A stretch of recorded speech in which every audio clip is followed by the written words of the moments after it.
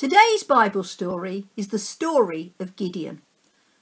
God's people, the Israelites, now lived in the land of Canaan, the land which God had promised to Abraham many, many years ago. After the death of Moses and Joshua, the Israelites thought they didn't need God to help them. As soon as they stopped worshipping God, they started to do more and more bad things.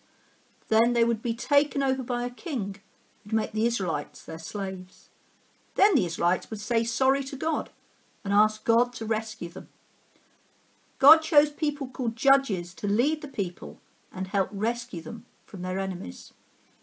What's that, Francis John? Do I ever wish I was bigger? Well, sometimes I wish I was a bit taller, and that'd be useful when I want to reach up to something on a high shelf. What, like a jar of honey? What about you? You wish you were big and strong and then you wouldn't need help to do things. Well, in our Bible story today, we hear about how God showed Gideon that it does not matter if you're not strong or how many there are of you, having God with you makes all the difference.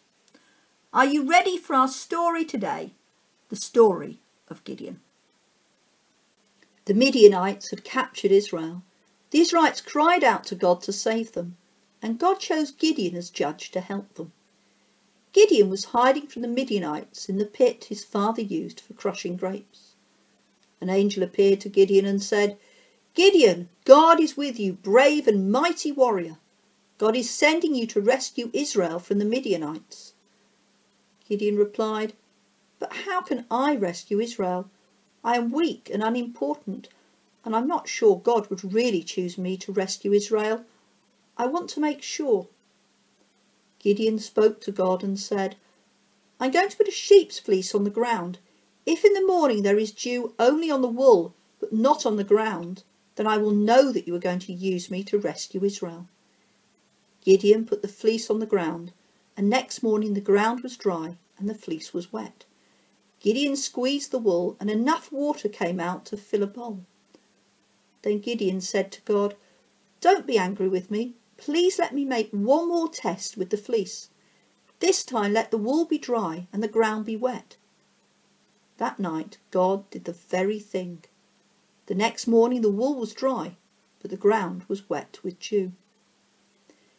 Gideon got 32,000 men together. But God said to Gideon, "You've too many men. They might think they'd won by themselves without my help. Say to the men, anyone who's afraid should go back home." 22,000 went back. Only 10,000 stayed.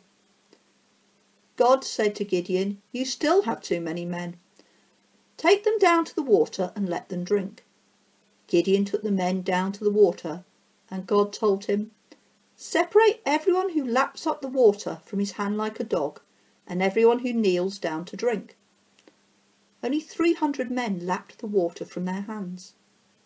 God said to Gideon, "I will rescue you and give you victory over the Midianites with the 300 men who lapped the water. Tell everyone else to go home." So Gideon sent all the Israelites home except the 300. That night the Lord commanded Gideon, "Get up and attack the Midianite camp. I am giving you victory over it."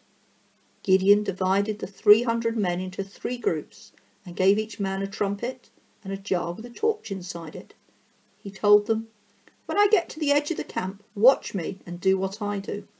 When my group and I blow our trumpets, then you blow yours all around the camp and shout, 'For the Lord and for Gideon!'" Gideon and his 100 men came to the edge of the camp. Then they blew their trumpets and broke the jars they were holding, and the other 2 groups did the same. They all held their torches in their left hands and the trumpets in their right, and shouted, "A sword for the Lord and Gideon!" Every man stood in his place around the camp. The Midianites woke up. They heard the noise and saw the light of the torches and thought they were being attacked. The Midianites were so confused they started attacking each other and then ran away. Midian was defeated by the Israelites, and Gideon led the Israelites for 40 years as their judge, and while he was the leader, there was peace. We heard in our story today how God chose Gideon as judge to lead God's people, the Israelites, and how Gideon learnt that even when the task of defeating the Midianites looked impossible with only 300 men, how having God with you makes all the difference. I wonder, have you ever been asked to do something that seemed really difficult? You may like to close your eyes and think about it now.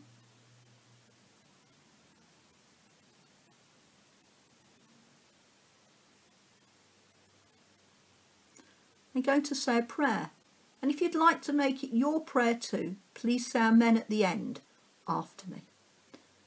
Dear God, thank you that you were with Gideon and helped him to do something that seemed impossible. Help me to know that when things seem difficult, if I ask you, you will help me face the challenge. Amen. What's that, Francis John? You've decided it doesn't really matter how big you are, or even how many people there are. You think it's the size of your heart that matters. So you're going to ask God to help you have a bigger heart. Oh, that sounds a really lovely idea. Well, thank you for joining us today for the story of Gideon. We look forward to you joining us again soon. Goodbye and God bless.